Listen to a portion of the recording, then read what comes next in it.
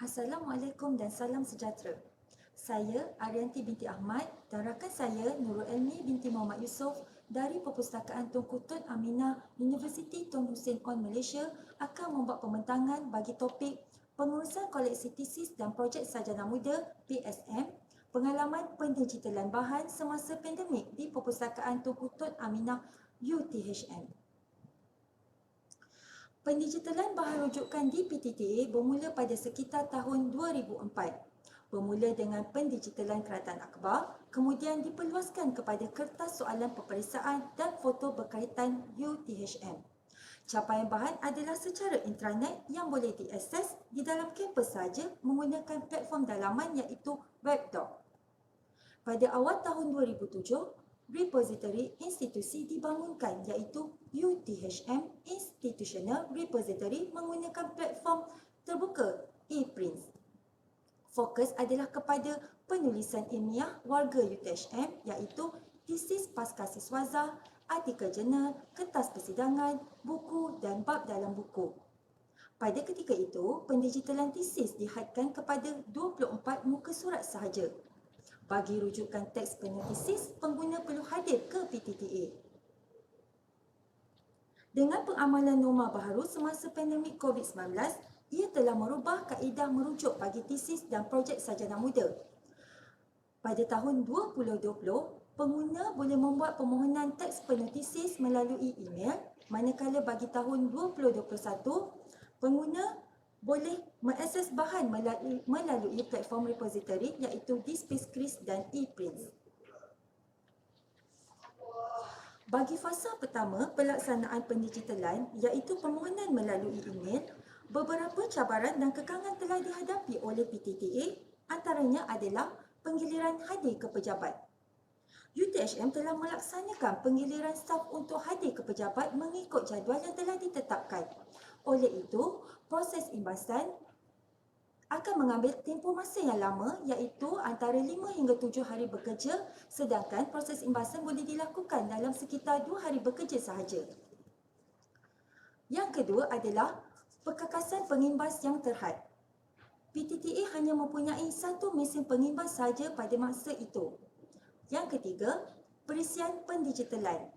PTTA perlu mengenal pasti perisian pendigitalan yang sesuai untuk proses suntingan, watermark dan security setting. Keempat adalah keupayaan dan kompetensi staf yang terhad, di mana staf perlu belajar untuk proses imbasan dan suntingan yang lebih terperinci kerana imbasan teks penuh perlu dilakukan dengan lebih teliti.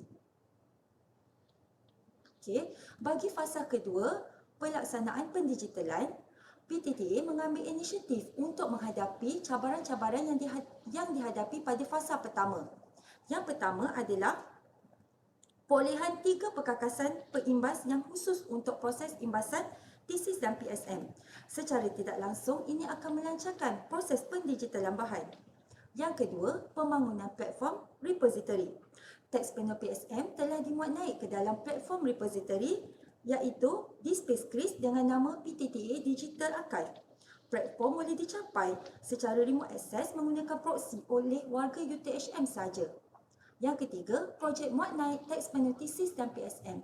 Unit pembangunan koleksi digital seramai 6 orang pembantu pustakawan bertanggungjawab untuk memuat naik teks penuh tesis dan PSM yang mempunyai salinan lembut soft copy secara berperingkat.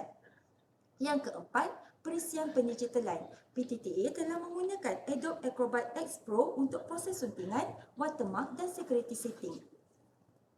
Yang kelima, staf perlu mengambil inisiatif untuk belajar sendiri, belajar bersama-sama pembantu pustakawan dan pustakawan serta pembelajaran melalui internet untuk mempertingkatkan kompetensi masing-masing. Di layar adalah statistik yang menunjukkan bilangan naskah permohonan tesis dan PSM melalui email.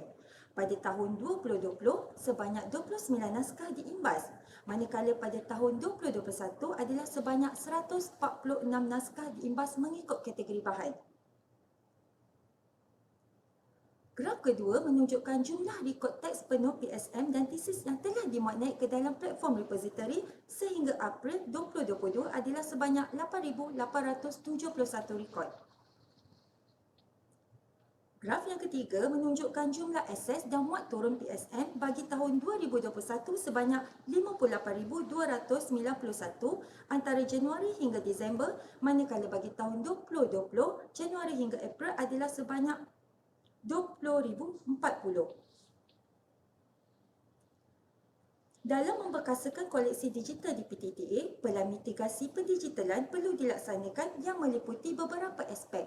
Yang pertama adalah penyediaan storan. PTTA perlu mengambil kira kapasiti storan bagi platform repository dalam jangka masa panjang untuk menampung peningkatan rekod dari semasa ke semasa. Kedua, gangguan luar jangka. PTTA perlu merangka pelan tindakan untuk mengatasi bencana seperti kehilangan dan kerosakan data.